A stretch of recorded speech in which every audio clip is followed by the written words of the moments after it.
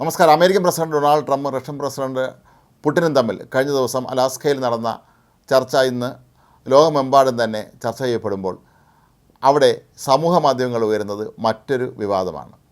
അവിടെ പലരും ചൂണ്ടിക്കാട്ടുന്നത് ഈ ചർച്ച നടത്താൻ എത്തിയത് ശരിക്കും ഒറിജിനൽ പുടിൻ അല്ല എന്നാണ്.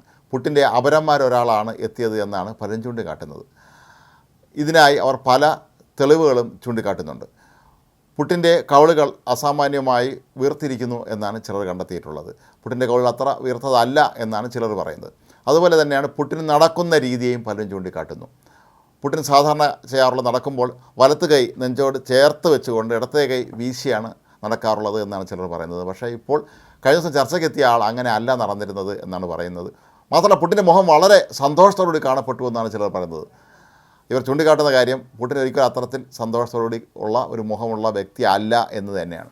എപ്പോഴും കൂടുതൽ ഗൗരവഭാവത്തിൽ നടക്കുന്ന ഒരാളാണ്. ഇങ്ങനെ ചിരിച്ചുകൊണ്ടിരിക്കുന്നത് ഒരു പക്ഷേ പുടിൻ്റെ അപരനായിരിക്കാം എന്നാണ് മറ്റു ചിലരുടെ കളിയാക്കൽ.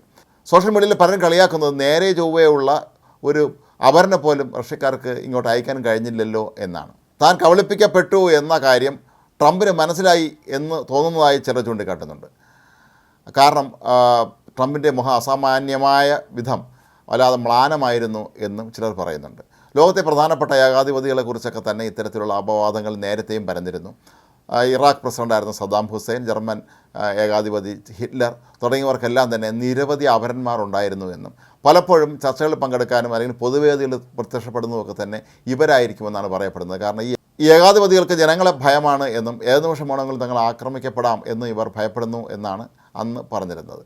അതുകൊണ്ടാണ് ഇവർ എവിടെ നിന്നെങ്കിലും ഈ അപരന്മാരെ കണ്ടെത്തി അതേ രൂപസാദൃശ്യമുള്ള അപരന്മാരെ കണ്ടെത്തി തങ്ങൾക്ക് പകരമുള്ള വ്യക്തികളാക്കുന്നത്. മറ്റു ചിലരുടെ മുഖവും ശരീരവും ഒക്കെ തന്നെ പ്ലാസ്റ്റിക് സർജറി ചെയ്ത് പോലും രൂപമാറ്റം വരുത്തിയാണ് സദ്ദാം ഹുസൈനും ഹിറ്റ്ലറുമൊക്കെ ആളുകളെ തൻ്റെ അപരന്മാരായി കൊണ്ട് നടന്നിരുന്നത് എന്നും ആരോപണമുണ്ട്.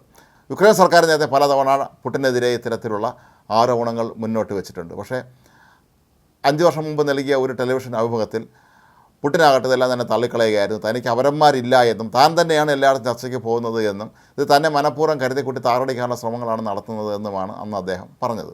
മാത്രമല്ല പുടിനെക്കുറിച്ച് പുറത്തു വരുന്ന മറ്റൊരു വാർത്ത, പുടിൻ തൻ്റെ യുവത്വം നിലനിർത്തുന്നതിന് വേണ്ടി ഒരു സംഘം ഗവേഷകരെ നിയോഗിച്ചിട്ടുണ്ട് എന്നും അവർ ഒരു പ്രത്യേക പരീക്ഷണശാല ഒരുക്കി അവിടെ പുടിന് നിത്യയൗവനം പ്രദാനം ചെയ്യുന്ന മാർഗമെന്താണ് എന്നുള്ളതിനെക്കുറിച്ചുള്ള ഗവേഷണങ്ങളും ഒഴുകിയിരിക്കുകയാണ് എന്നും ഇക്കാര്യത്തിൽ വളരെ കർശന നിർദ്ദേശമാണ് പുടിൻ നൽകിയിരിക്കുന്നത് എന്നുമൊക്കെയായിരുന്നു വാർത്തകൾ.